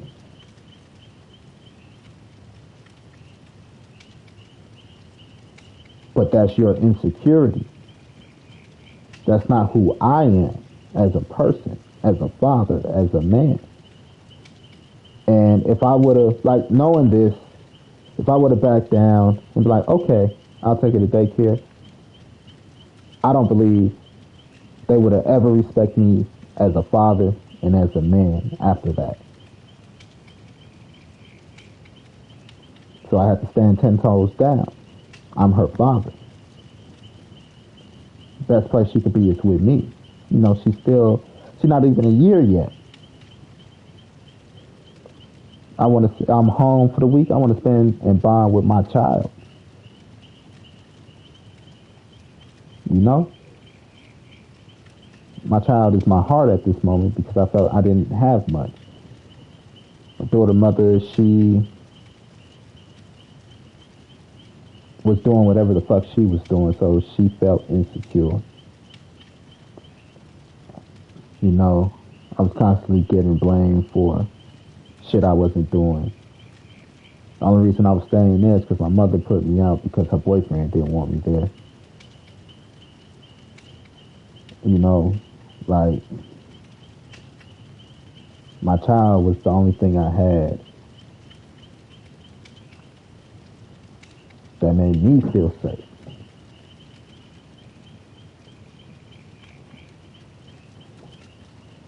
So, hell no, I'm not going to let you and your past disrupt what I have with my daughter just because you feel uncomfortable. Like, I'm sorry you went through that, but this is my child, you know?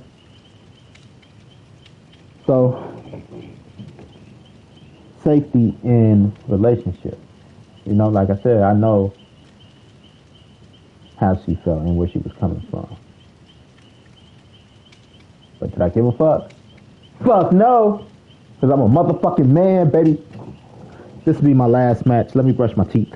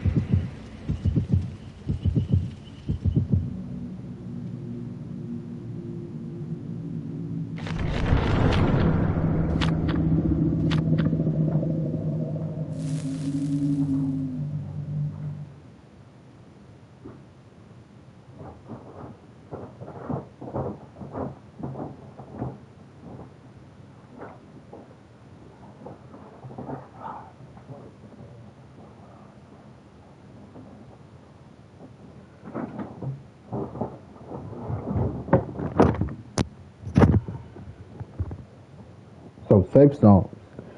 Safety. What is safety? You know? Like, like I said, I went through that shit at 2021. You know, I moved to Belize at 18, 19. I stayed out there for about a year. Yeah, 19, 20. I stayed out there for about a year. I turned 21 here back in the States. And like right after that, I had a kid. 21, I'm going through this shit with my mother and her boyfriend. You know, not really being established, not really feeling like I have a safe space. And I didn't feel like I had a safe space. I'm 38 until I was 36.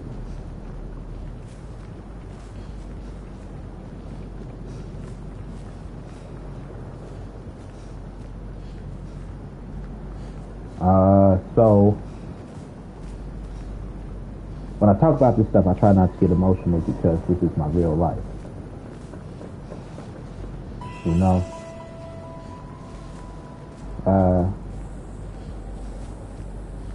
So I didn't feel I had a safe place until I was 36. And to think about all that I went through to get to this point,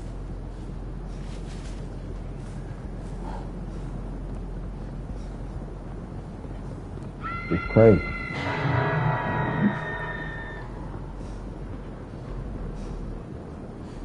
It's so crazy. It's, no, because it wasn't my fault. All of it wasn't my fault. I said, motherfuckers just didn't like me. And it was easy to manipulate the situation. Because even though she don't want to admit it, my mother felt the way about my pop. Still. You know? And the fact that I went out there to live with my pop, I went to a different country to live with my pop, I believe made her feel away. You know? Made my brothers feel away. So I come back, motherfuckers already like, you abandoned us like he did. You know, it was easy for her guy to manipulate the situation.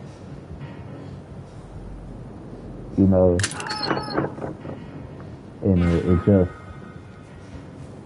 it wasn't cool because it wasn't me.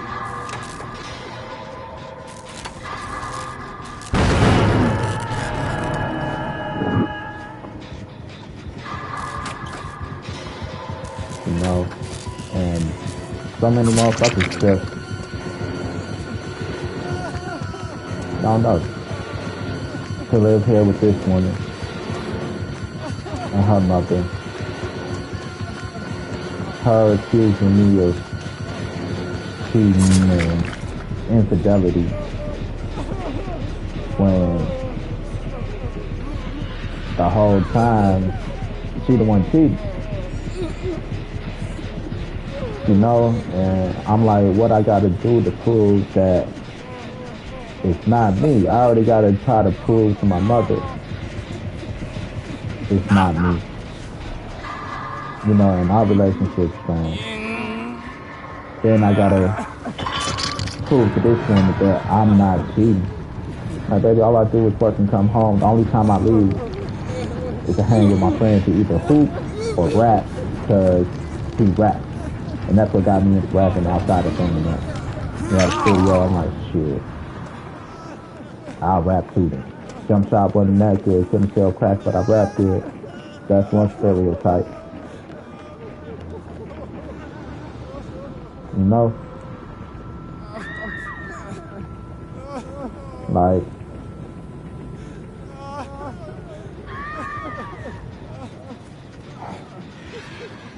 so it wasn't.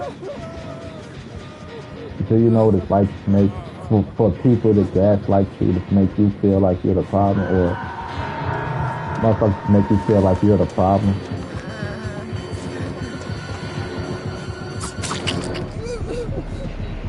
When you know you're not the problem for these motherfuckers to be doing the dirt the whole time. I'm sitting here like, what I gotta do to prove that I'm not cheating. Motherfuckers sitting here cheating the whole time.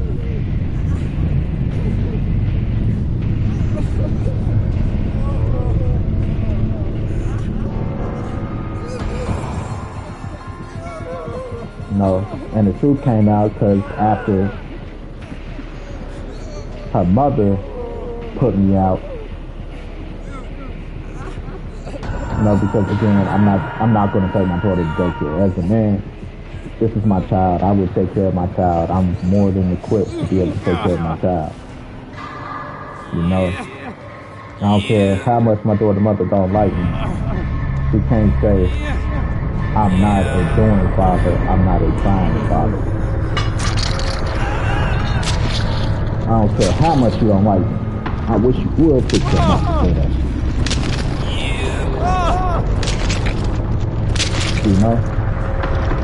Candy and nighttime. Don't worry, you sleep in. I got this. Cause again, that was my safe space. That was home to me. Being a dad. And after her mother put me out, had no choice. Again, I had no choice but to go back to my mother. At this point, I got the kid. So she was willing to hear me out a little bit more. For the sake of my granddaughter. Well, her granddaughter. She was willing to hear me out a little bit more. But I'm telling my mother, like, I pick my daughter up after school from daycare, after work from daycare, because her mother, I get off work an hour or two before her mother. We at my house, daddy time, daddy-daughter time. And it was, here's what we got going. At least, she used to just pick her up and then leave. Like, you could at least spend an hour or so here with me. And we could spend an hour or so as a family. She's like, nah, if you want to spend time as a family, you come over here. I'm not going over there. I'm beefing with your mama right now. I need you to have my back as my woman. And, again, the safety of the home. I need you to have my back as my woman. And as a family, if you like, I'm not like that. And she wouldn't have my back. So that's why we separated. And one day we sat down and I'm having this conversation. She's like, I'm not doing that. I'm not doing that. I'm not doing that. I'm like, well, we can't be together. Because I told you this before. She's like, I don't care. That's why my ex came to see if our daughter's his, and he used to come bring me lunch while I was at work, and all this other shit. The truth comes flying out. So that happened when my daughter was like 2.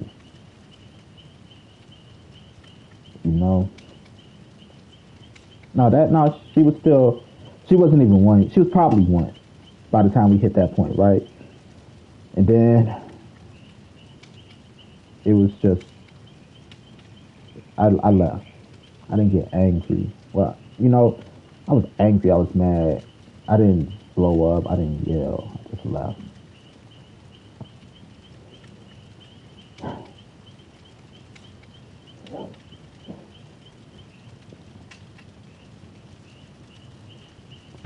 It hurt because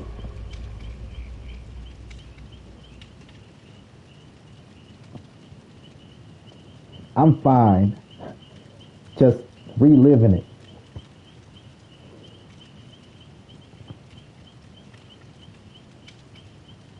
That was the day I left my family.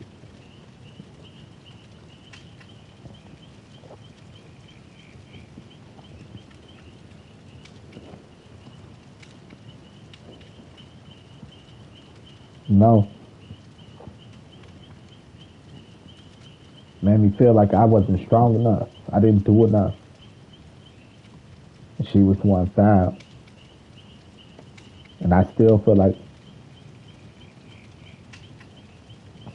I wasn't good enough. So after she told me that shit, I'm like, I want a DNA test and all this shit. And she wouldn't give me one. It took up until my daughter was 12 for me to get it done myself. It took me 10 years to build the strength to get it done myself.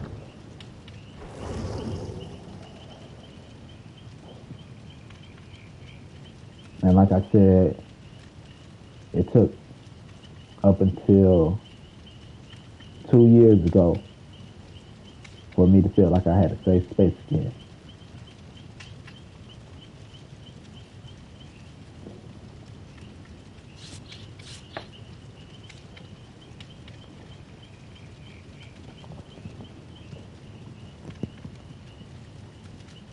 I'm glad it's in the past now, and I can move forward. But to relive it, think about it, still remember the day. I almost damn near remember what the fuck she had on. And like,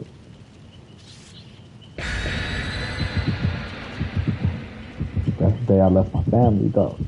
That was the last day we were a family.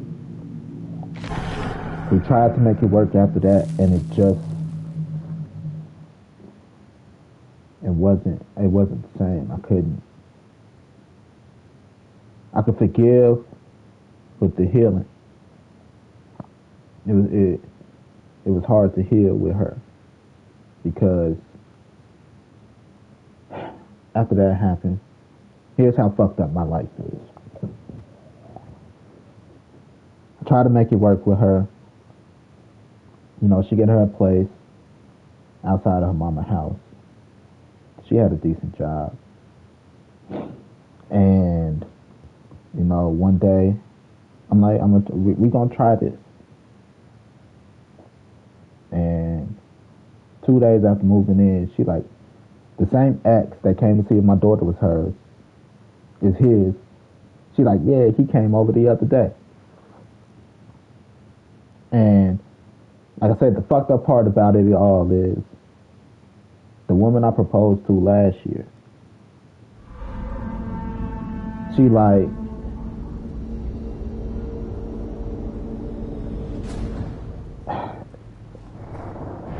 the night before, me and her were at a party, and we were supposed to chop it up. But I had my daughter's mama car and shit, and I'm like, I gotta go at it sometime. She's like, I wanted to talk to you after them. That day, I had left the party early because I want to be respectful to my daughter's mother. I don't want to be out all night. I got her car. You know how that shit goes. And, the next day I find this shit out. Or something like that, and then a week later, I find out my best friend leaves. The same woman I proposed to, she left. And she like, I wanted to talk to you about us that night, but I got preoccupied with the kids. And, once you left, when I started talking to this fool, and I was like, fuck it, I'm gonna just give this fool a chance.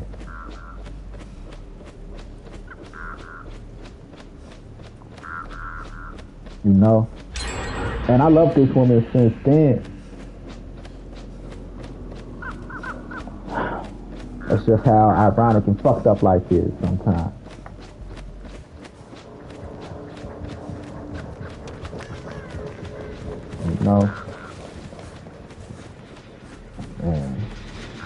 Man, I could have just been a bad guy. Nice guy finished last. I should have just been a bad guy. Said, fuck this bitch, fuck her car. You know, there was already a different bitch at the party that wanted to fuck. I didn't even know who that bitch was. That bitch was all on my dick. I'm like, get the fuck out my face, bitch. I ain't here to see you. My bestie. You know, the woman who got my heart, really. She here. I think, fuck out my face. You know?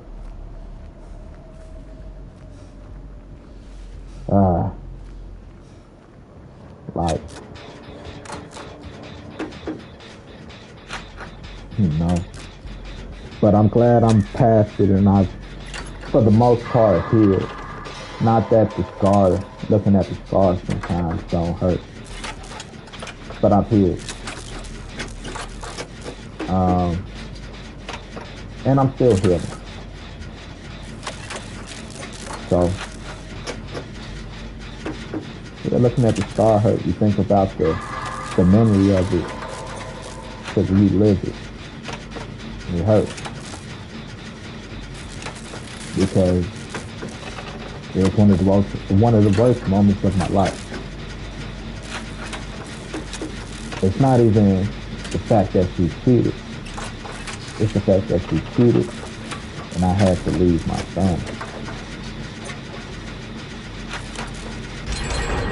I didn't have a kid with this motherfucker because I wanted to leave.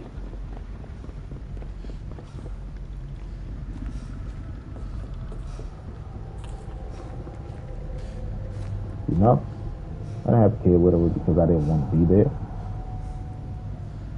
And then the whole relationship, she made me feel like I was the problem when this bitch cheating the whole time. Cheating to the point where she like, and then got the nerve, like to this day, she won't admit that that's what she said and that's what happened when that's the reason I left my family. She like, I never said that. I'm like, bitch. So I just left my family just because.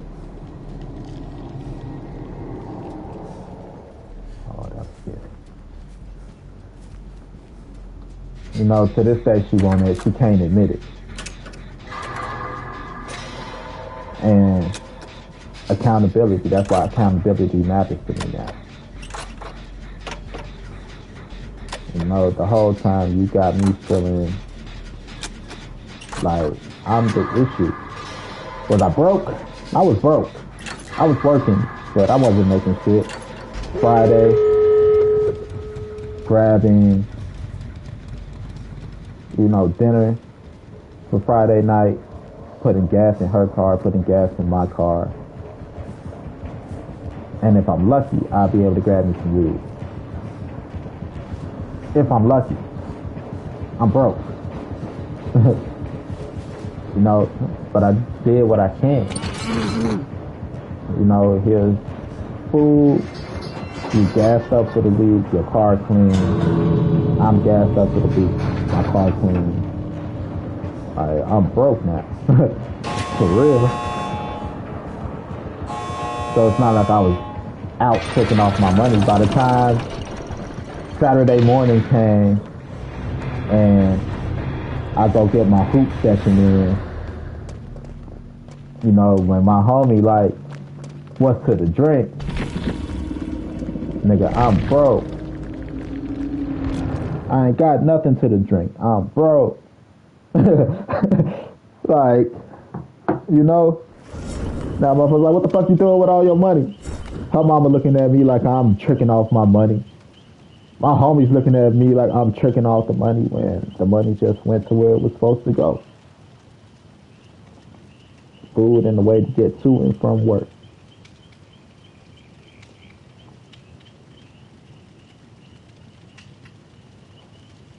But I'm glad, you know. Like I said, it builds, you know, I guess it builds character. But 26 years. 36, I was 22, 24 years. 22 when I had my kid. I was 21 when I got kicked out of my mother's house. So 25 years. It took me 25 years to recover.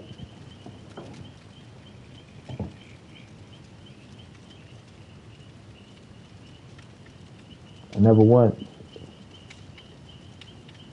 was I a combative person or a difficult to deal with person.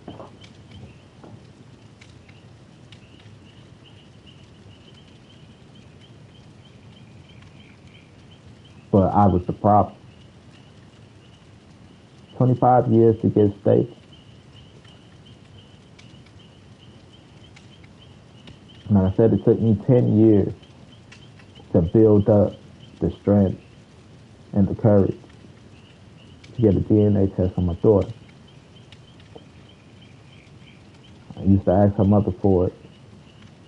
You know, she like, nah, I ain't giving you shit. If you want to do that, you got to do that on your own.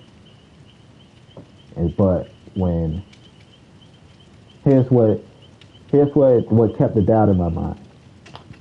Anytime this bitch get mad at me, I get a new girlfriend. She like, I'm gonna put you on child support. Got to the point she said it so much, I'm like, put me on child support then, bitch. I don't give no fuck. Matter of fact, I'll walk with your ass down there. At least I'll be able to get that DNA test. Once I put that out there, the child support talk stopped. Now she don't want to get child support no more.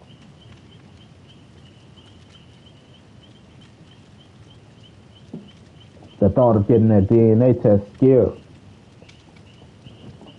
And that shit kept out of my head. Even though I had, it's like, don't get me wrong, it didn't change the love I had for my daughter. When I first seen my daughter ultrasound, I'm like, my daughter looked like my little sister in the ultrasound. Nose, lips, head shape. I'm like, oh yeah, that's my kid. I would have never had doubt that she didn't put that doubt in my head. But she did.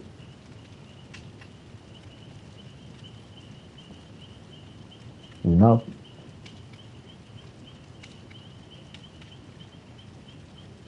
But enough about me, y'all.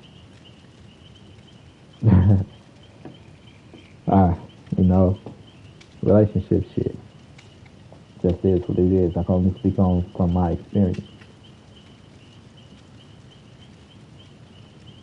My kid is my heart. That, you know, nobody at the moment means more to me than my kid.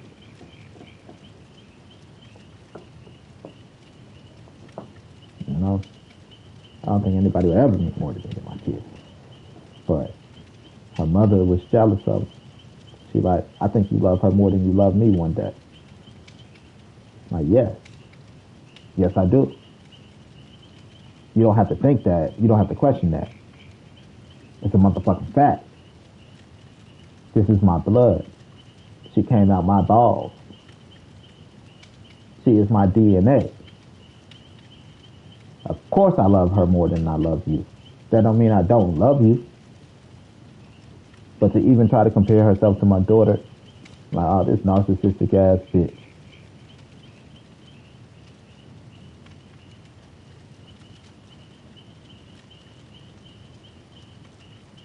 Like, shorty, at the end of the day, you might leave me.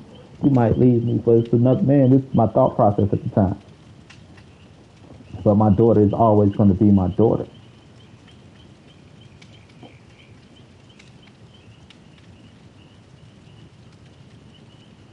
So hell yeah, I love her more than I love you. That don't mean I don't love you though. And she couldn't deal with that harsh truth. Like I said, don't ask me for clarity. I will give you clarity. Because I expect clarity in return.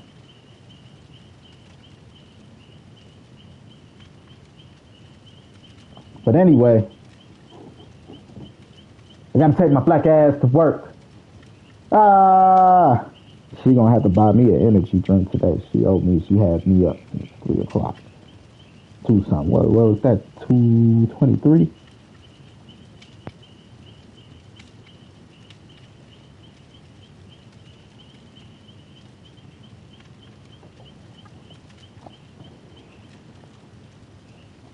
Safe space.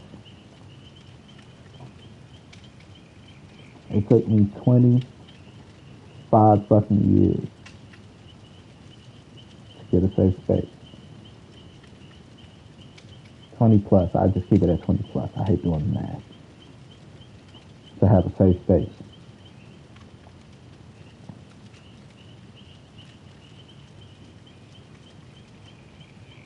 You know?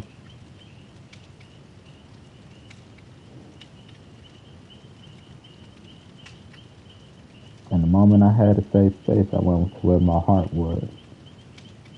God, you know, thank the Lord, me and my best friend, we ain't, even though we, you know, we missed some of each other's life, we ain't never fall out. And when I seen her face again, I just knew, you know, after all me and her been through, she the one. I still know she the one. I don't think she knows she the one.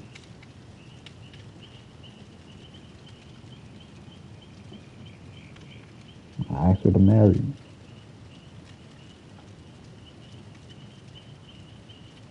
Because I done lost everything valuable to me before. And I don't want to lose. You know, my life ain't infinite. My life's finite. To be without the things that make me happy and my heart happy for so long. I don't want to lose that. And if I had the chance to grab it, I'll do it again. So, she said no. Crushed my heart again. But it's okay, because I was strong enough for that. That's why I didn't put her under the pressure of asking her in front of all her friends. And shit, I wanted her to marry me for me. But that's a whole different story. Anyway, I gotta get up out of here and go to work, y'all. Peace, love, happiness. Thank you for those that listen.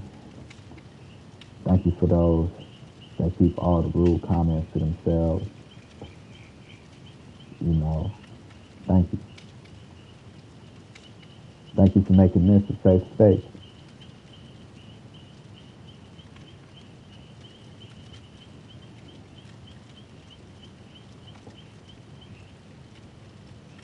GG. Good game, Gap Game. GapGames.com. Talk about it.